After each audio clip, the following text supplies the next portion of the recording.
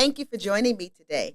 I am your host, J. Michelle, and today I am going to be answering a very important question. That is cash king? So for those of you who know me, you know that when I begin to share information that I don't stay in a box. I am always looking at things from a universal perspective. And so when you really begin to look at the world from a universal perspective, you understand that there is hierarchy in pretty much everything.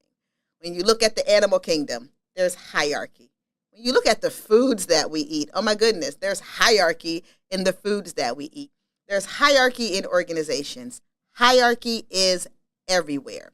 And so when you really begin to understand wealth and you begin to look at how money works, you have to realize that there's also hierarchy that exists in money and how money works.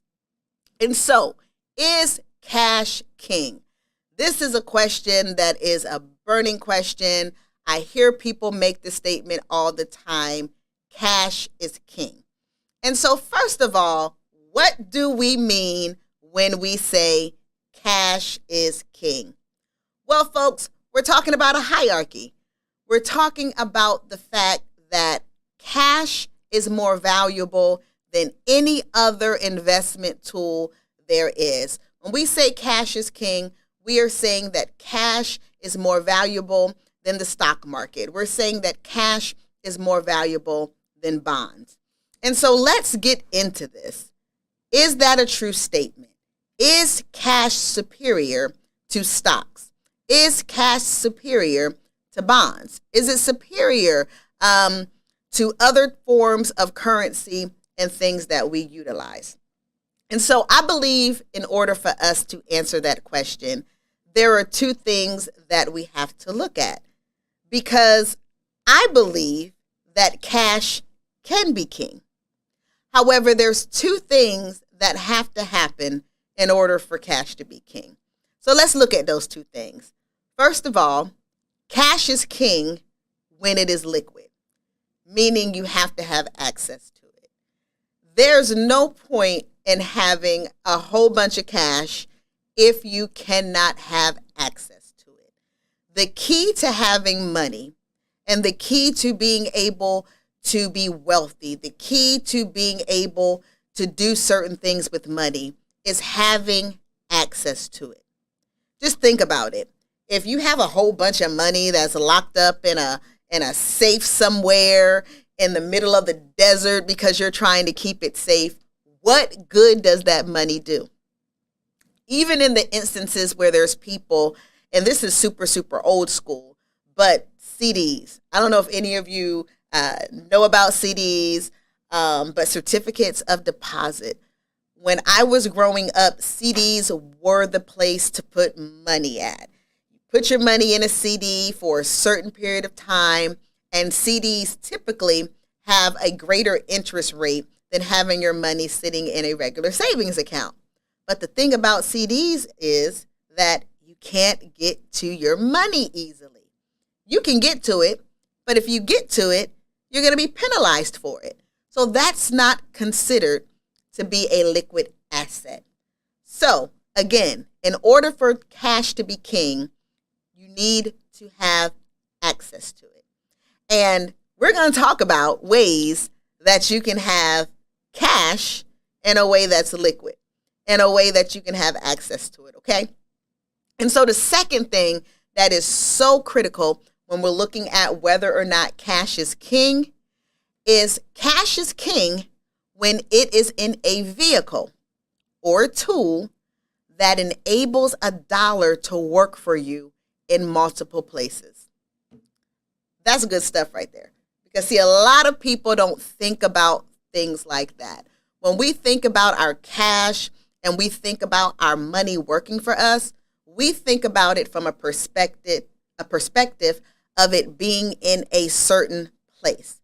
For example, we think about putting our money in the stock market, and when the stock market goes up and it increases, that's our money working for us. We think about going to purchase a property, and when the real estate market goes up, we can sell off that property and we are going to make a profit. Or we can purchase a property and we can make money by Airbnb-ing it out. We can make money by having a renter in it. All of those are wonderful concepts. They are great concepts. I'm not going to tell you that they're not.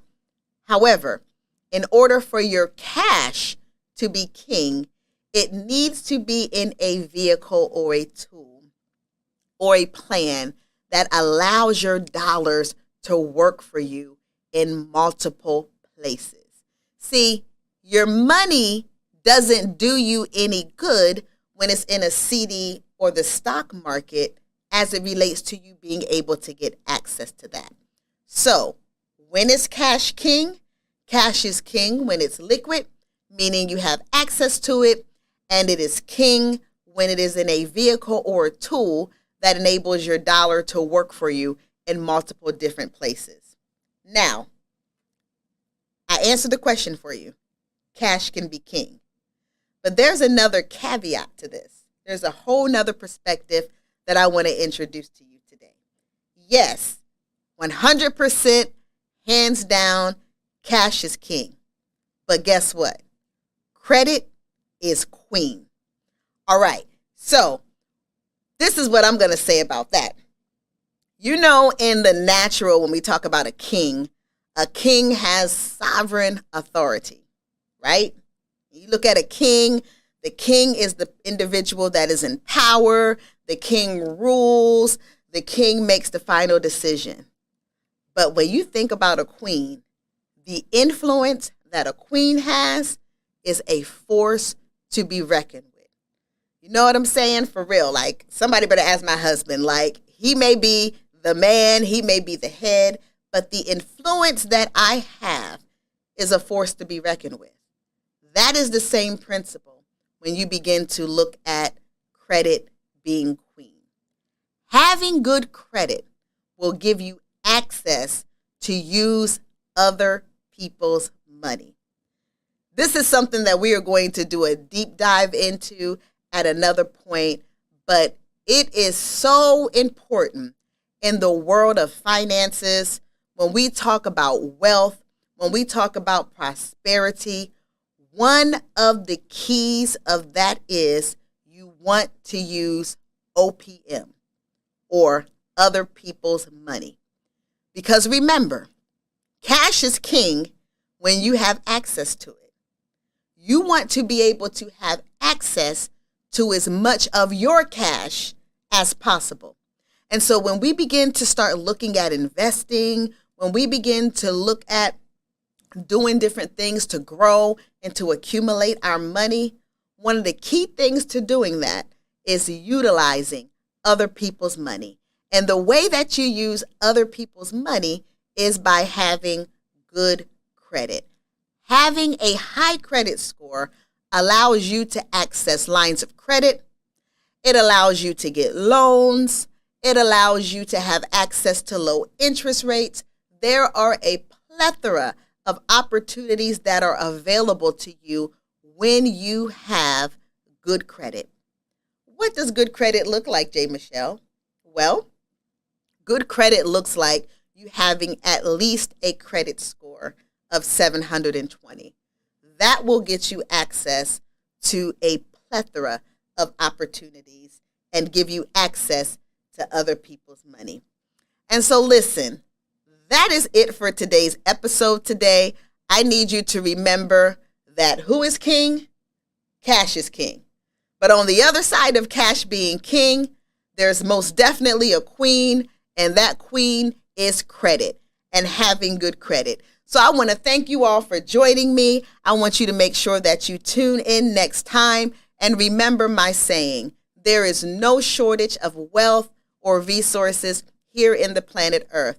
The issue is a lack of awareness and a lack of education. And we are going to be providing you with all of the education and awareness that you need to be healthy and wealthy in your life.